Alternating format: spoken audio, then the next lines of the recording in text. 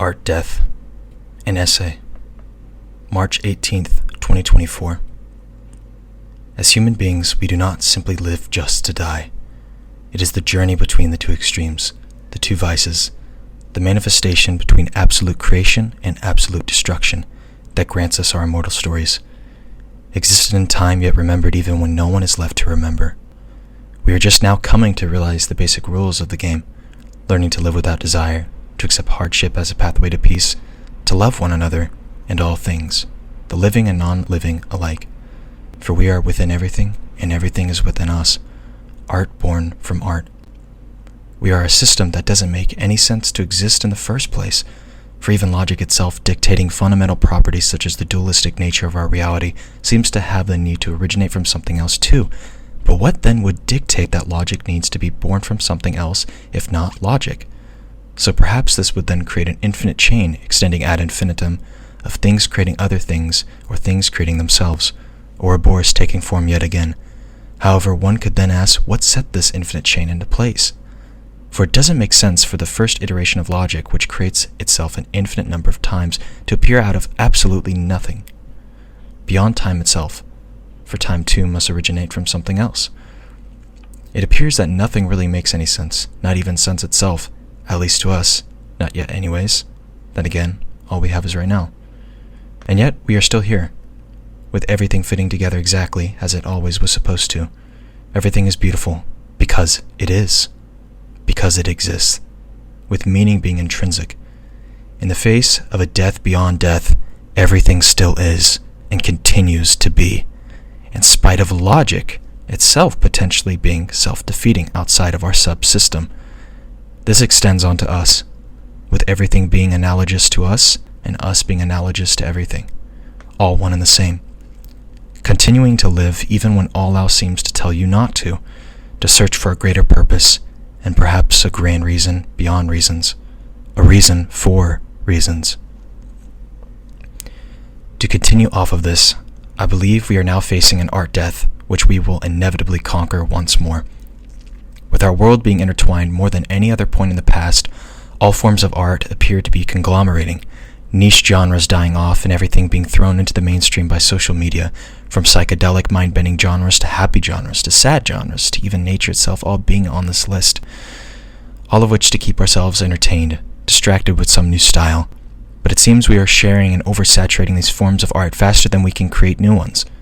We crave to be unique, yet that shared desire is exactly what kills the fun.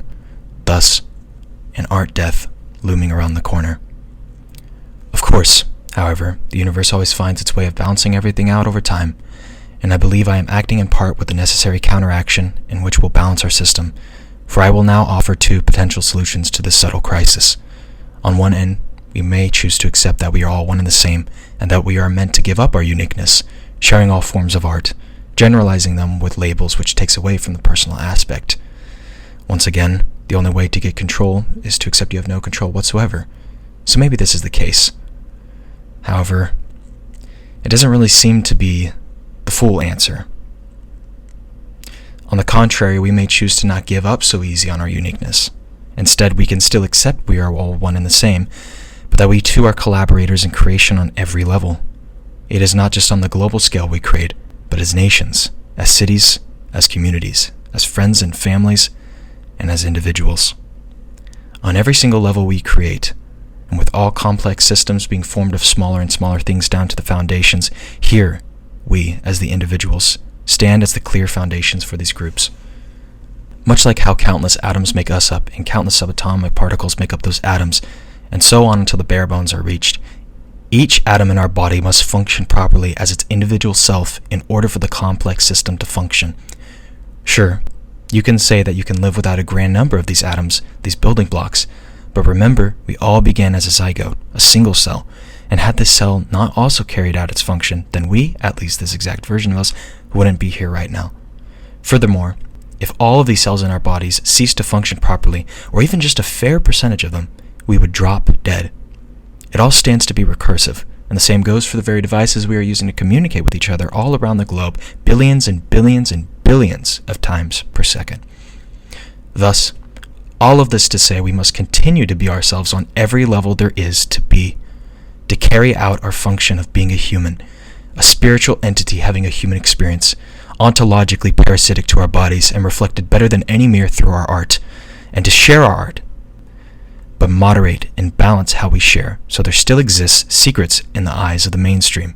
Smaller groups will be able to enjoy their niches until they inevitably propagate upward to a global scale. However, there will be more smaller groups soon to follow to fill their underground place. To reiterate, today we face an issue where these smaller groups propagate upwards faster than more groups can come to replace them.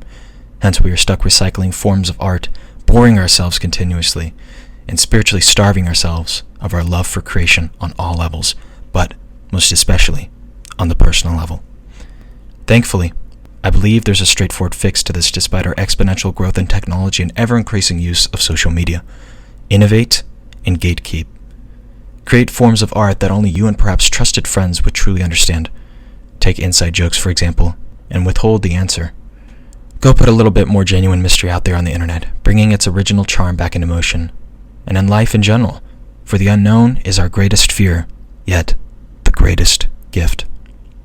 Live for love and share that love, but remember that balance, too, is necessary to sustain that love. Act towards eudaimonia and fight against this art death. Take care, friend, and stay strong.